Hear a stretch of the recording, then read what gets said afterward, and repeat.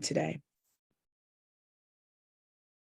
Our Engage on the Issues series is an opportunity for us to connect with supporters and highlight projects that align with KIPP DC's 2025 Ambition Plan. Today's conversation focuses on one of the many ways we are enhancing student learning and experiences. So I'm excited for this group of attendees to have the opportunity to hear from a variety of leaders who are implementing and supporting career readiness programming for DC youth and young adults. Before we turn it over to our speakers today, I just want to remind everyone that you are automatically muted and off video. Please feel free to put questions or comments in the Q&A box. So without further ado, I'm going to turn it over to my colleague, Julia Hellmich, Managing Director of KIPP Forward, to frame today's conversation.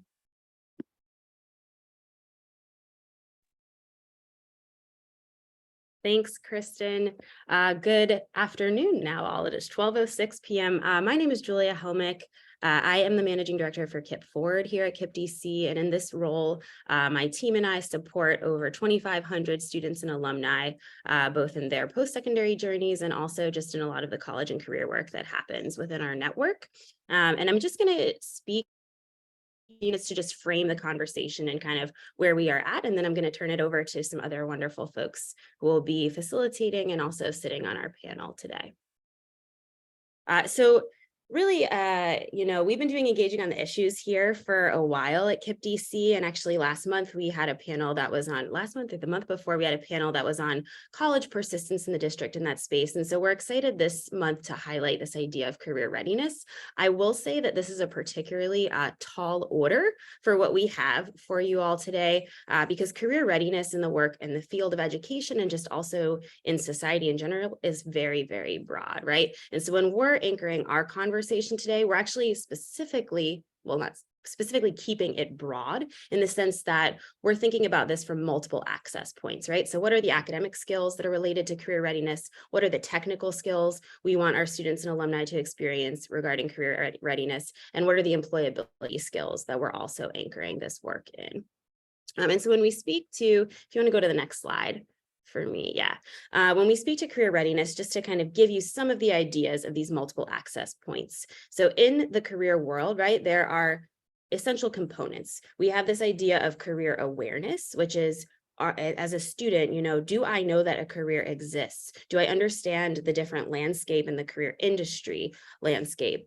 Do I understand what the educational journey might look like for a particular career, right? What are we doing within our high schools and even within our middle schools and other spaces within our school buildings to build that awareness? There's also this preparation piece, right? So you'll hear some folks on our panel talk to the work-based learning experiences of our students, to resume building, to interview skills, all of those other kind of components that go into career readiness. And then there's the actual experience, right? Do you have that touch point with an internship, with an apprenticeship, an opportunity to kind of flex those career readiness muscles? And we believe that these components, you want to hit all of those as you are preparing a student, as we are preparing our young adults to be in the world of work.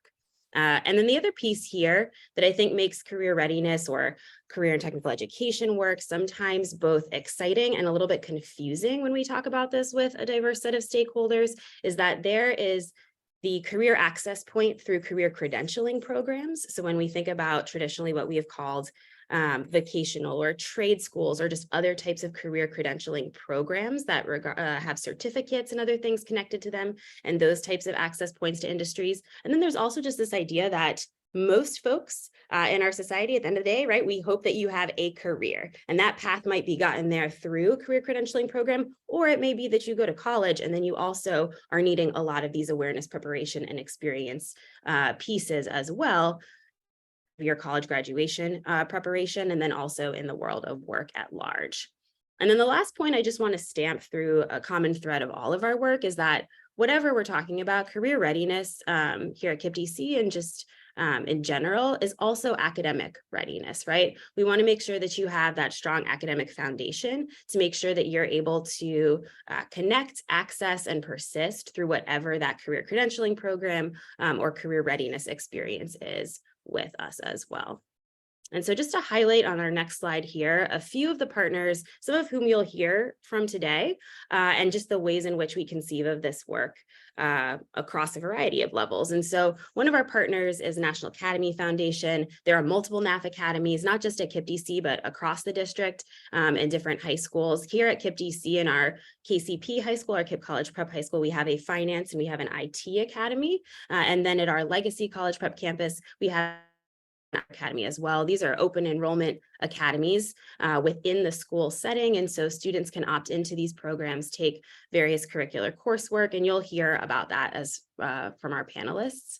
And then we also have other partners who help us with experiences outside of our school buildings too, right? So you'll hear Lateefah will be on our panel from CareerWise and CityWorks DC talking about some of our apprenticeship work. PGIM is represented on our panel today talking about just internships and job placement and other pieces. And then we also work with the Office of the State Superintendent of Education on summer and year-long internship placements that a lot of our students connect with as well. And so without further ado, I'm going to turn it over to Amber, who will be facilitating and moderating our panel today. Thank you so much, Julia, for the introduction. As she mentioned, my name is Amber Hairston. I work for PGIM Real Estate. 5 years ago, almost to the day, I was introduced to KIPP DC when PGIM Real Estate participated in a breakfast and school tour at the web campus. And I remember being struck by the classroom energy and recognizing that students were being engaged and challenged in real and powerful ways that made me excited for them individually and selfishly for me as a new DC resident for DC's next generation of leaders. I even went home and told my partner's mother, who works for another charter school system, that I would send my kids to KIPP one day. And you can imagine that she was thrilled by that. That said, I'm delighted to participate today as KIPP DC's one of their ambassador board members and represent their partner in PGIM Real Estate. Anyway, I'll concede the floor to the real stars of the show, the panelists. If you could introduce yourself and your relationship to KIPP DC, and then tell us what excites you about the career readiness work that KIPP DC and the city is doing. And starting from bottom to top, Lateefah, if you could kick us off. Sure. Thank you so much, Amber. Good afternoon, everyone. My name is Lateefah Durant. I'm the Vice President of Innovation at CityWorks DC. I manage all of our youth and young adult facing programs. That includes our work with KIPP DC around the CareerWise DC Youth Apprenticeship Program, where students starting in the 11th grade can get access to employment opportunities for 2 to 3 years to build their skill sets and launch their careers starting in high school. And we also work with KIPP around our Embark program, which is a career coaching and professional development program for KIPP alumni to participate. And they're usually those ages between 18 and 24. And they get everything that you need to figure out life and get that life coaching they need to be successful at work, at school, and just in life in general. And so I guess what excites me about KIPP DC's career readiness work is that it's doing career readiness work. You know, like as educators for decades, we focused on college and only college. When really at the end of the day, what we want is for our young people to have a career that they're passionate about, and we want them to have financial stability. Really, all roads lead to career. Whether you go to college first, or whether you work and go to college, or whether you go directly into work, all roads lead to work. And I'm excited that KIPP DC has invested in ensuring that its students are prepared for college, yes, but that KIPP DC has also committed and invested in preparing students for the world of work. And it's through their NAF academies, through their partnership with CityWorks DC and the other partners that Julia mentioned a moment ago, that they're really expanding their efforts in that space. And we're just so excited to be a partner with KIPP DC around youth apprenticeship and career coaching for its alumni. Nice. Thanks, Lateefah. Meg, up next. Hi, everyone. I'm Meg Miraglia. I am the director of our NAF academies here at KIPP DC College Prep, one of our now 2 high schools that we have. We have 2 NAF academies here at KCP. One is our Academy of Finance, which I think is in its 5th or 6th year. It was the first NAF Academy of Finance in the city. We are now joined by a few others, which is great. And we just started our brand new NAF Academy for Information Technology. And so I lead both of those academies here. As of right now, we have about 160 students enrolled in either NAF Academy, which serves 10th, 11th, and 12th graders. And a lot of our work is to provide curricular and course content to students as an elective in the academy that they're in. So if you're in the Finance Academy, students with us take 2 or 3 years of a finance-based elective course. Same thing for IT if they're in that academy. We also work to provide a ton of work-based learning programming for students. That includes internships and other programming opportunities. And so I'm really excited to be here today. And I think one of the things that excites me most about career readiness at KIPP DC is that we have not only started our NAF Academy, but then expanded it, right? There is a NAF Academy now at our other high school.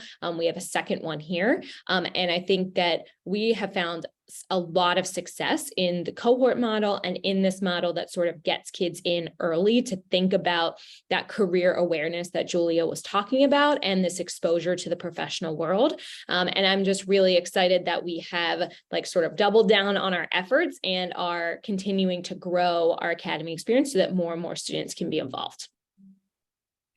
Nice, Meg. Thank you. And LaMika.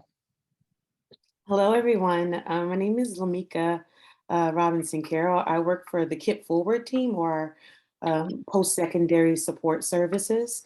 And I work as the Associate Director of Post-Secondary Support and Alumni Programming. Part of my team's function is dedicated to supporting alumni through their post-secondary journeys, through strategic, data-informed, innovative, but always student-centered advising. And that's whether it's CTE, military, or college. In my role in particular, I lead our alumni programming and career development work, and that includes crafting programming and even engaging partnerships that support the unique needs of our students and alumni. I think that something that I'm really excited about and truly appreciate is the more inclusive nature of the work that we're doing with regard to career readiness, that we're continuing to challenge beliefs and practices that may be longstanding and evolving to meet the realities of the workforce, but more importantly, the unique needs and interests as well of our students and alumni. Nice. Thank you, LaMika. And last but certainly not least, I didn't want to be perceived as showing favoritism. Khufu. Hey, good afternoon, everyone. My name is Khufu Edwards. I work for PGIM Real Estate as a senior underwriting analyst. I currently work in the affordable housing space. I actually attended KIPP, I want to say from 2007 to 2011. I went to KIPP Academy in Southeast DC. And so far I've worked as an ambassador, between KIPP and PGIM Real Estate. I've done resume workshops. I've done some other career readiness kind of workshops, and just kind of provided a lot of input as far as getting folks ready for a potential internship with PGIM Real Estate. And I'll get more into that a little bit later. What excites me the most, I believe, about the career readiness work is I realized in college a lot of importance behind intentionality and being thorough. And one thing that I realized, and again, I'll speak more to this later, was the transition from KIPP through college to KIPP forward. And when I recognized that, that was such a big deal to me, because I did have a lot of colleagues, a lot of friends, a lot of peers that college wasn't entirely in their path, or they were struggling, or there were some things that they wanted to work on, and they wanted to figure out how many resources they could really tap into, as opposed to going back and forth between people constantly asking because people constantly give them advice about college. Here's how you apply for college. Here's some money for college, but not as much like, okay, what if I don't want to do that? What if I want to go into a trade? What if I want to explore cosmetology? Anything like that.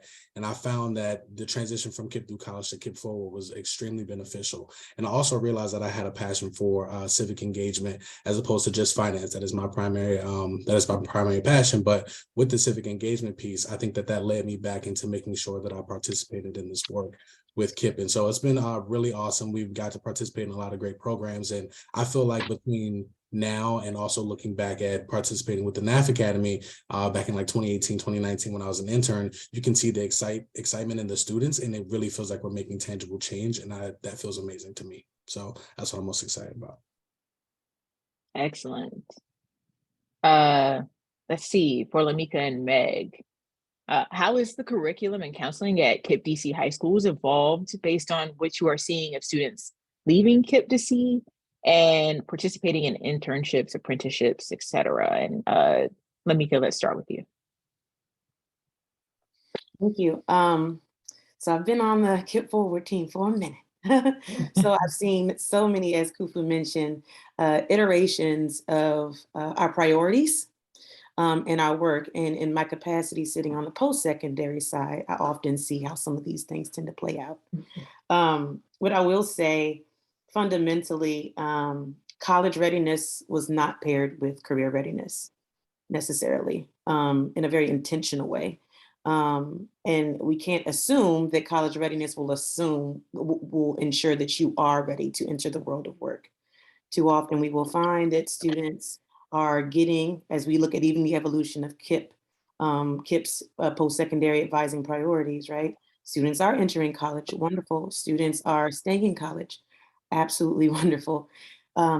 Students need to also graduate from college. Students also need to understand their diverse options in both pathways and ensure that not only have they done all these wonderful things in this wonderful runway to lead them up to this moment of celebration, which we will all be rooting for all of our alumni through like completing certifications and graduation, but are they actually prepared to sit in a seat and enter the world of work? And I think that that's part of that was part of the challenge, and it's also part of the priority for us, and ensuring that undermatching into career is not a thing, right? We talk about undermatching to college, but are we undermatching our students into their career opportunities? So I would say, though college readiness continues to be the baseline of our work and a priority, I think our more inclusive advising model has prepared them on the front end to understand the diversity of options, to be very intentional about how they're leveraging those pathways that they're very intentionally choosing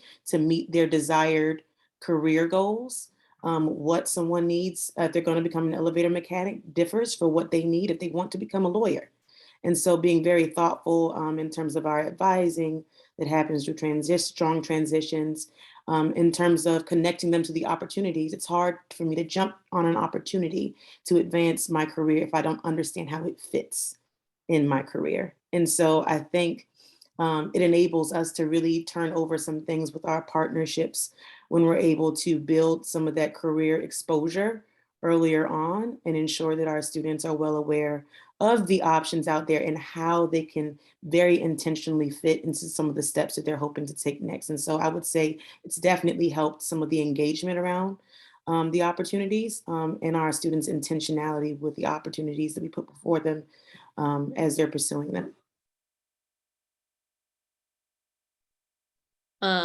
I would say, so to preface, first, LaMika, I loved what you said about sort of like the difference between being ready for school and potentially being ready for the workforce. I think we think a lot about that.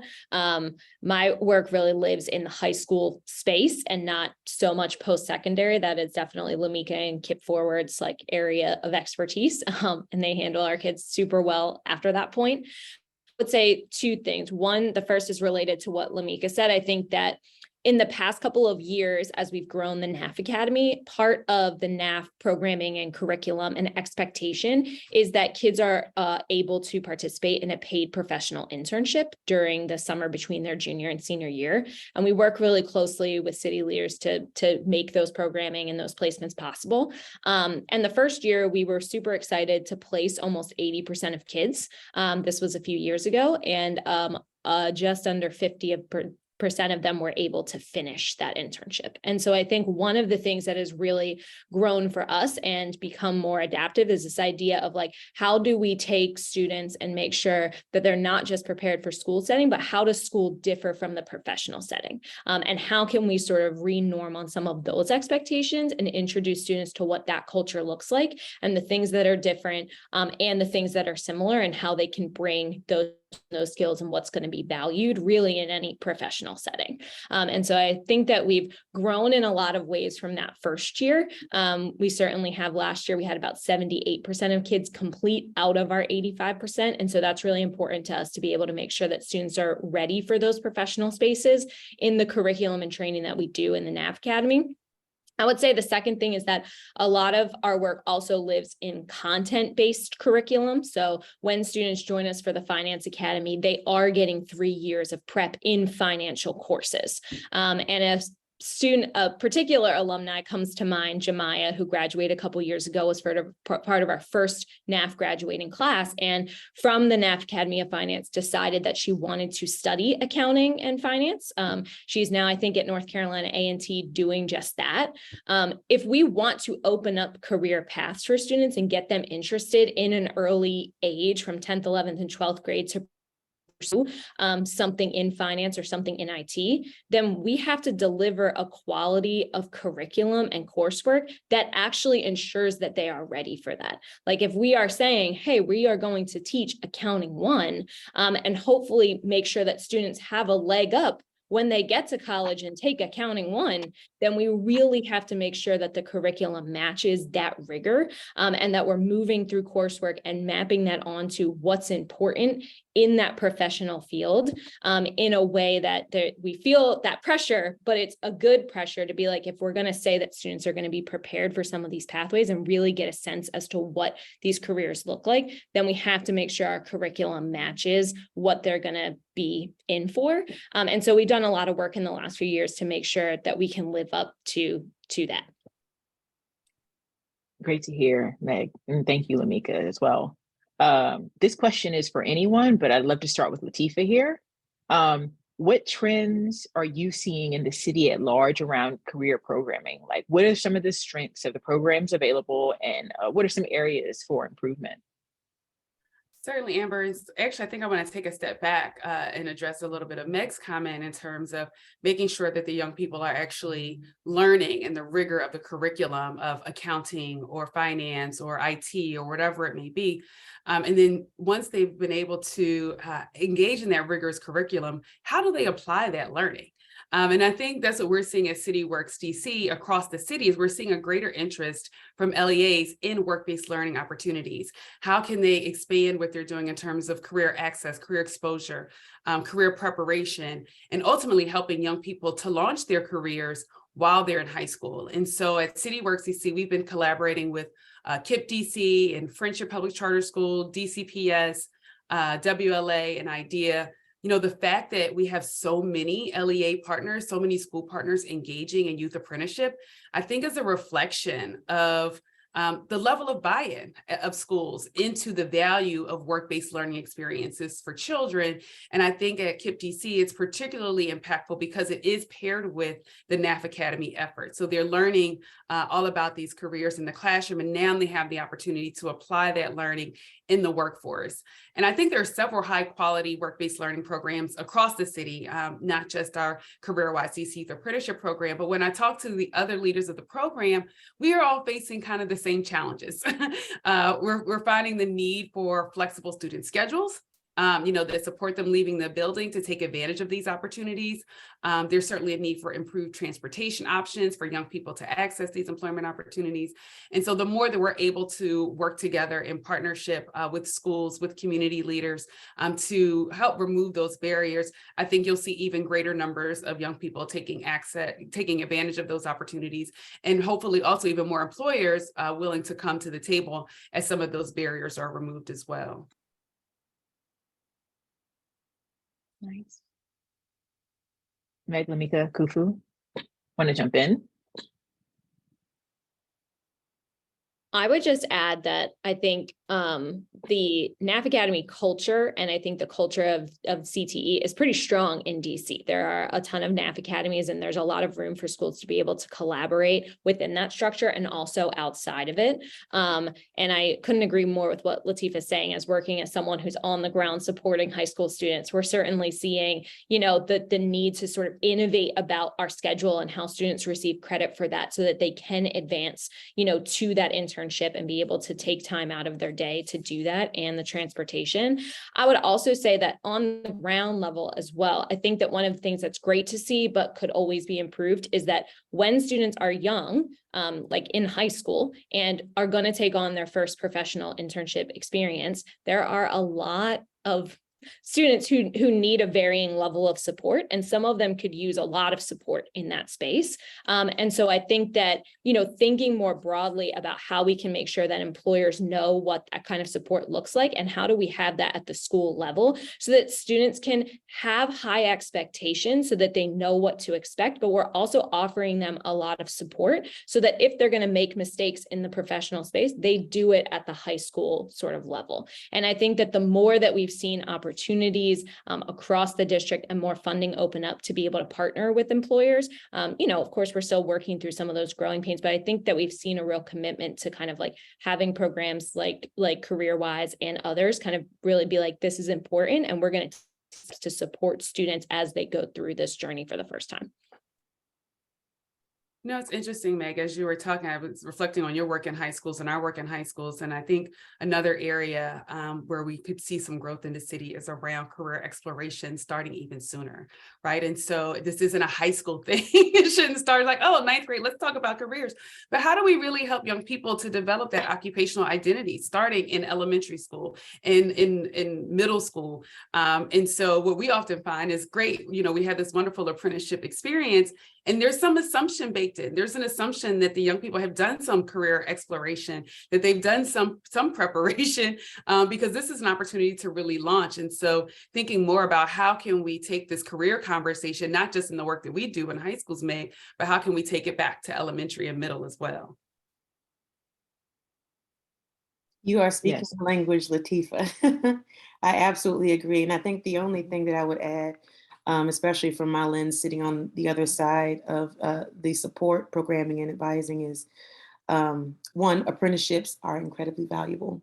And those types of diverse options, the way they cultivate the soft skills that our students not only need to implement when they go off into the world of work, but many of these core competencies are incredibly valuable and transferable to their actual education pathways. And so sometimes the college, some of the college readiness competencies don't always align to career, but more often than not, the career aligned competencies will align to valuable skill sets for success in any pathway. And I think that even as I think on some of the workforce development programs and things of that nature that exists in the city, I think some of our most valued partnerships have really prioritized wholly caseload management, right? Being able to support the whole student with navigating the various and diverse challenges that you may experience, because we understand that for students in particular who might choose to pursue certifications in CTE, the experience is slightly different from our college students. And I think what we found to be most valuable is programs that offer that holistic support, but also programs that embed some of the career readiness competencies, soft skills development, and have those really, really, really strong partnerships. So I'm really appreciating seeing that evolve and be more ingrained in a lot of the programs that exist now. LaMika, from the other side, as you referred to it, what had you heard from alumni on how the programs have prepared them for post-secondary work and education? I think about a couple of different things. And this is true for any program that offers advising as a part of their model, right? Whether it is a CTE or a workforce development program that incorporates really very intentional and strategic advising, or it's a student going off into college, whether AA or BA. I think that we have to continue to anchor in the fact that great advising makes a difference. And it's a key element to ensuring that our students are well supported. I think when students feel confident being able to connect with advisors to discuss their challenges and thoughtfully plan for the road ahead, they're planning around internships, discussing whether or not a certification might be a great step, in addition, maybe even to a college degree, helping them to stay on track. I think it's a really, really pivotal component of any successful programming, regardless of the pathway for a student. As an example, one of our alumni chose to dually enroll in a CTE program while getting their AA, and ultimately continued that CTE program enrollment while transitioning into their 4-year degree. They now have amassed over 12 certifications, already have an offer for full-time employment, and won't be finished their bachelor's degree until next year. And so I think, again, I know that that's quite an example, but our students are the individuals, the human beings that we serve are dynamic, right? And so strategic advising baseline is continuing to be very important in ensuring that the people that are doing the work on the ground are well informed of the options, the landscape that exists, but also very critical moves that need to be made regardless of the pathway. And I think that our ability to leverage partnerships invested in the development of our young adults has been really valuable. Some of our corporate partners have really been instrumental in supporting us in our career development programming and internships. And so being able to get real-time feedback about how things are going, being able to partner on creating pathways to enable them to enter very competitive spaces of work that give them a lot of that career exposure that they will need is really important. And I also think one thing that we've been able to tap into with KIPP is a range of career readiness products and partnerships at the national level as well to support them with transitioning into the workforce. So that includes like BASTA that helps to prepare our CTE enrolled alumni with the soft skills and coaching they need for an interview prep. And also even resources like WISCO, which we launched this year, where our alumni are like paired with career coaches representing a range of fields that offer industry-specific guidance through informational interviews, resume coaching, mock interviews, and more. Our students have felt more confident showing up in interviews and landing the jobs. Again, undermatching is a real thing. And that is if we worked so hard to get them up to this point and they've undermatched, we've done ourselves a disservice. And I think leveraging that resource in our region amongst a couple of other resources has been really, really helpful. Now, Khufu, I heard you address this a bit in your introduction. Thank you, LaMika. How have you seen the career programming work shift since your time in school from both a student and now as a partner, as a part of PGIM Real Estate? Would love to hear you opine on that specifically. Yeah, so going back to the point I made earlier, I was here at a time when KIPP 4 was KIPP through college. And when I attended KIPP AIM, I took everything about college super seriously. So much so that when it was time to apply for high school, it felt like I was making a life-changing decision.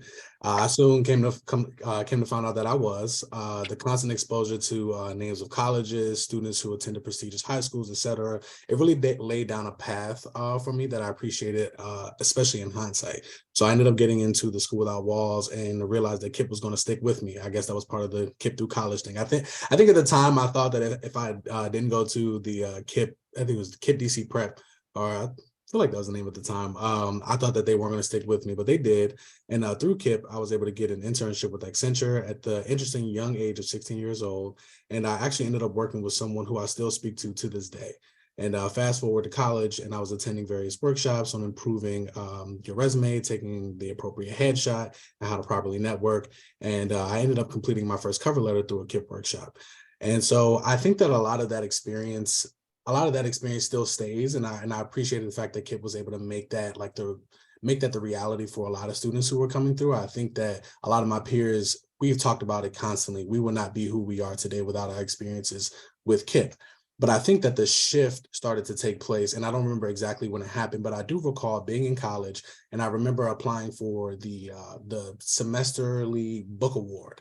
And I remember in the drop down, it talked about the things that you could use it for, and it wasn't just books. They started talking about like Ubers to get back and forth to work, and like paying for special programming. And I was like, okay, KIPP is really percolating here. And I was like, this is awesome, because I really started to feel like it was creating a certain level of equity for some of my peers who didn't have the same experiences as I did. Because by the time I went into my sophomore year of college, I did have some friends who, we talked about the original name KIPP through college. They unfortunately were not able to continue in college. And so I think that as their experiences shifted, so did their needs. And that became a really eye-opening and heartfelt kind of approach to me, because I really started to feel like KIPP cared a lot more. And it's not to say that they didn't before, but I really started to feel that intentionality in that experience. And so I think that shifting over to the partner side, I started to realize that there was a creation of, or at least the desire to make sure that we are implementing equity. And I felt that start to happen when we started to talk about the hire review training. When I did my process for applying to PGIM Real Estate, during that process, I was able to only go through, I believe, 3 interviews. And it was like, it was intense. I'm not going to shortchange it. But what I soon came to find out was that a lot of my peers, I think when they were in the later stages, depending on when they started, as the implementation of hire reviews kind of kicked off, it really kicked off the intensity. And a lot of them had to do various traveling, and they had to do a lot of prep, and they would really get on these trainings and these interviews, these hire review interviews, and they wouldn't know how to approach it. They wouldn't know how to approach it. They would feel very intimidated. They would go through all these, how do I say this?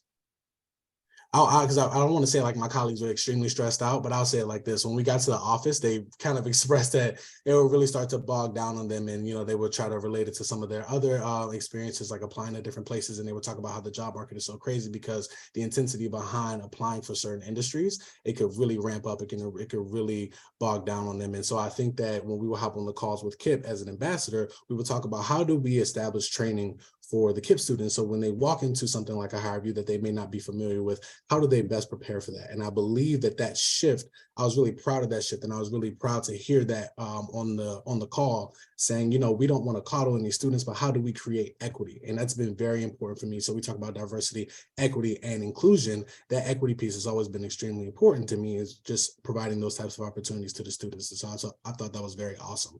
And we also had a couple calls where we would talk about, when it comes to these students and when it comes to the resume workshops that we do, how do we step out of our comfort zone, and how do we make sure that we're going above and beyond something that you would experience in college, which may be as simple, come in, I'll go over the resume with you, come in, I'll go over how to interview with you. And how do we take that into a deeper level to make sure, again, we're establishing that equity for the students. And so when I felt that on our quarterly calls with KIPP, I really knew that I was in the right place, and that started to get extremely comfortable for me. I also say the lunch and learns that we've been doing have also been very awesome, because that exposure to the students at that young age, I think is amazing. Because at the time, from the 5th through 8th grade, I don't know that I had ever been in an office space. My mother didn't work in the type of office where I can go and visit and I can gauge, the corporate culture or anything like that. So I think that the students coming in and having the opportunity to not just ask us questions, to not just eat Chipotle, it's good that, a couple weeks ago when we had it, not just having those opportunities, but also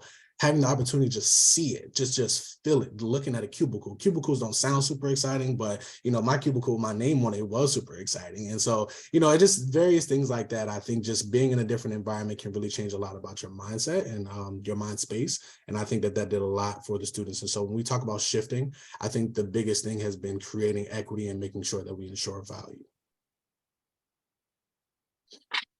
Incredible answers. I appreciate y'all. We're actually running a little short on time, it appears. So I want to throw in one last question and start with Lateefah, since we haven't heard from her in a little bit. What do you hope is implemented at KIPP DC or in the city for high school students as it relates to career programming? Like, how do you hope that career programming evolves in the next few years? Ooh, that's a good question, Amber. Oh, I think my dream is for all high school students to have access to high quality work-based learning. That really starts early. This starts in elementary school. The students are able to build their occupational identity through career exposure, through career preparation, and that they are ultimately afforded the opportunity to launch their careers through apprenticeship.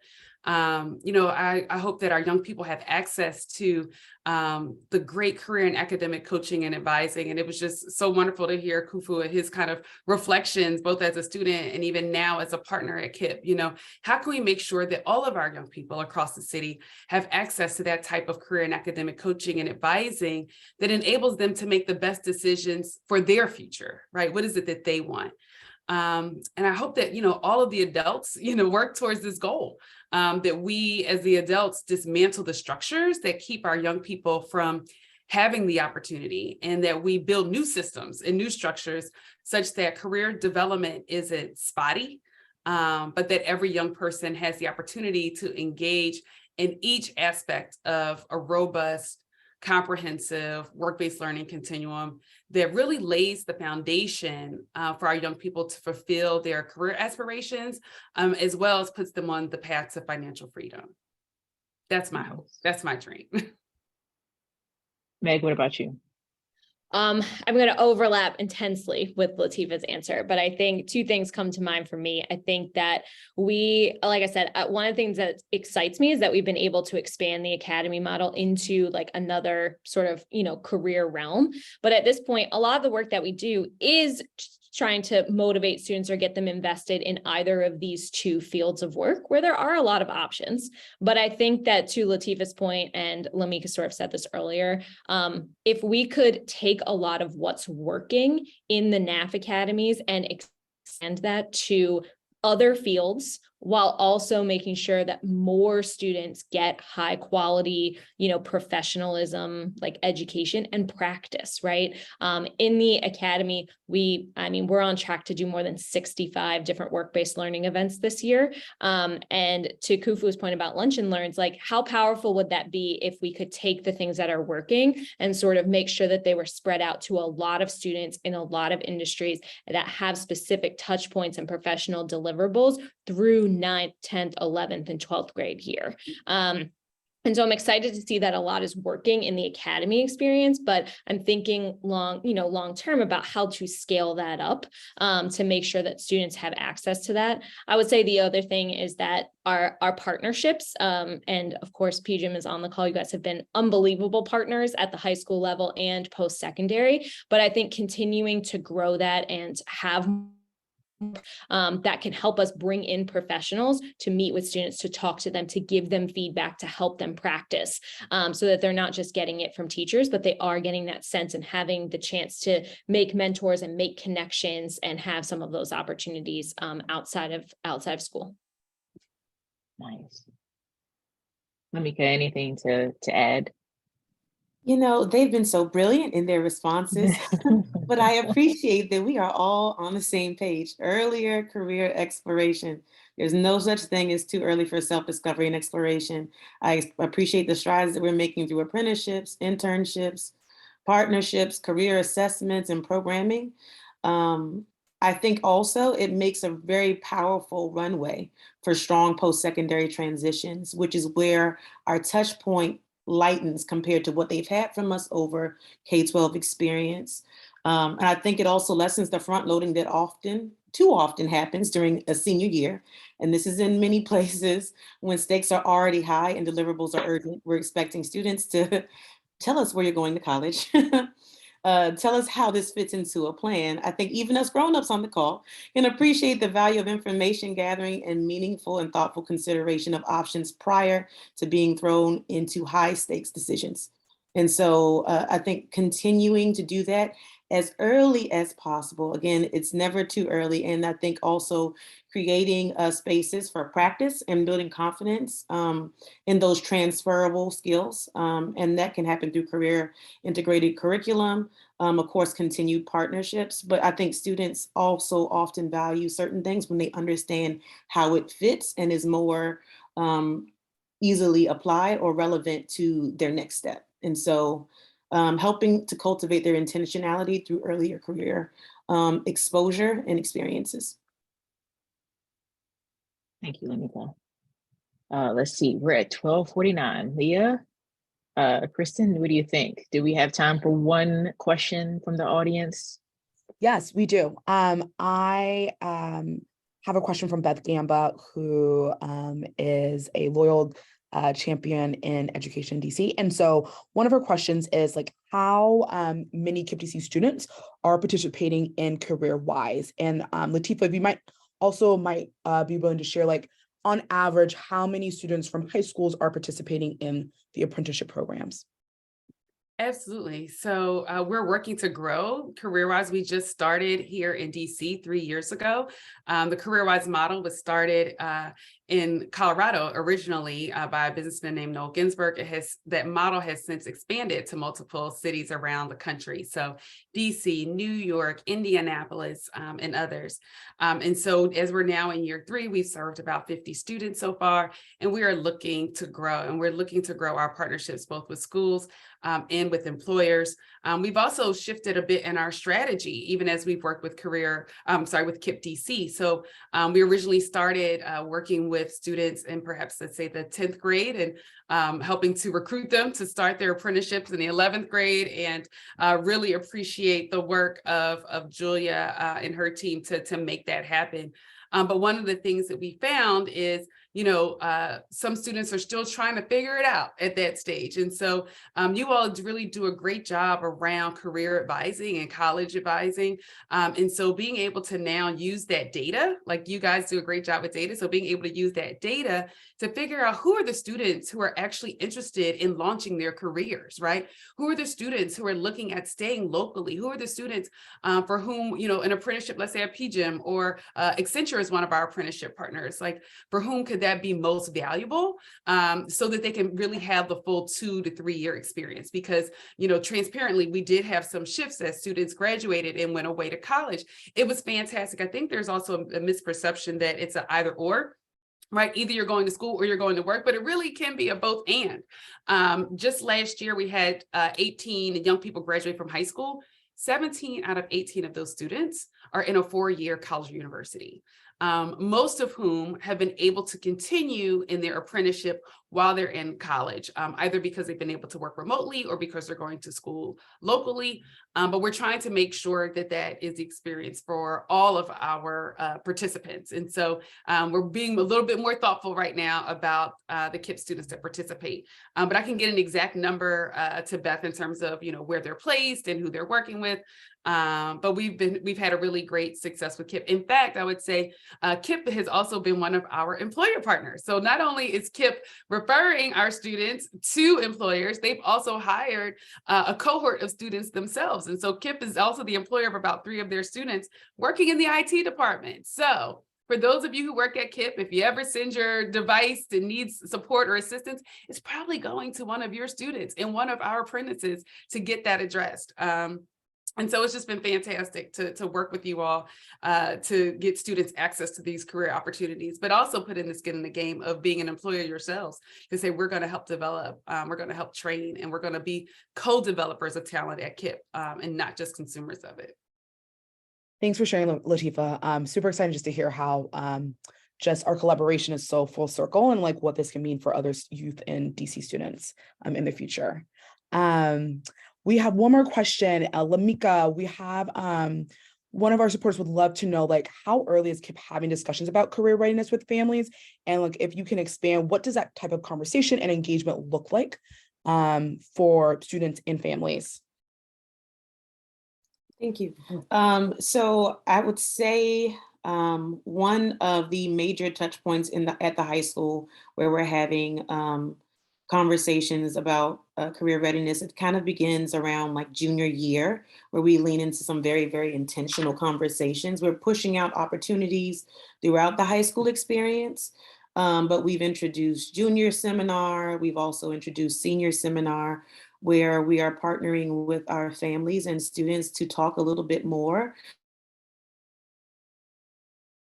about opportunities that may be available, to align ourselves to opportunities as well that may be available for them to move forward, whether that is doing a summer at a college, that it's aligned to your ultimate post-secondary path, or sitting and talking about what match looks like, and not just based on familiarity, but let's drill down and talk about maybe your youth science, which is that, again, career assessment that really drills down into the student's unique interests and strengths. And let's talk about how that's possibly aligning to several career options. What are you deciding as a student and as the family best suits your vision for your life and your interests, and ensuring that they feel incredibly empowered around those options, and they also are pursuing the most viable and fulfilling options for them. Thanks for sharing. Attendees, if you guys have any other questions, feel free to drop them in the chat and I will make sure that my team follows up with answers. Panelists, thank you again for joining us for this dynamic conversation. When I joined the development team in 2017, I had the chance to really dig deep into our corporate partnership work and really start laying the foundation for some of our programming efforts. And so really excited to see how this has truly expanded and what this means for the future. As we wrap up, just want to highlight a few ways to stay connected to KIPP DC. The first, on Friday, April 28th, KIPP DC is hosting our annual fundraiser KIPP Prom for adults. It's a super fun night where you get the chance to connect with KIPP DC supporters, probably have the best prom dance of your life, but also all proceeds are for a good cause. They are going towards our KIPP Forward programming efforts. So if you are free, would love for you to check out our website and purchase a ticket to attend. Also, just stay connected to be part of the broader KIPP DC community. So please feel free to visit kippdc.org/get involved to learn more. And if you have any other ideas or partnership ideas or ways that you might think your organization would love to be connected to some of our career readiness programming efforts, please feel free to email us at development@kippdc.org with other ideas. And with that, thank you for attending. Panelists, thank you for joining us for this conversation. And I look forward to connecting with all of you soon. Bye.